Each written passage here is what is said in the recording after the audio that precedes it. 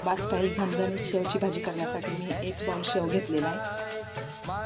लसूण, आलं, 2 मध्यम आकाराचे कांदे लांब चिरून घेतलेले आहेत. टोमॅटो लांब चिरून घेतलेले आहेत. थोडेसे सुके खोबरे घेतलेले आहे. आता मी सर्व साहित्य लवकर भाजले जातील.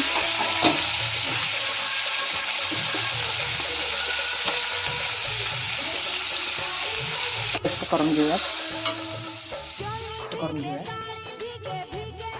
सर्व साहित्य मिक्सरच्या भांड्यात घातलेलं आहे. आता आपण फोडणी करून घेऊयात. 2 तमालपत्र, कढीपत्त्याची पानं, त्यानंतर ही ग्रेव्ही घालते यामध्ये.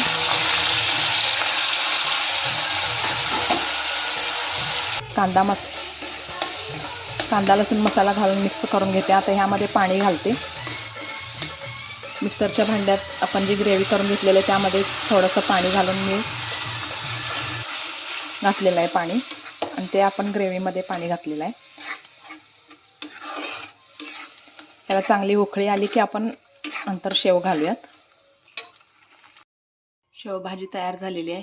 ती भाजी मी एका बाउलमध्ये काढून घेते. झालेली आहे ते मी एका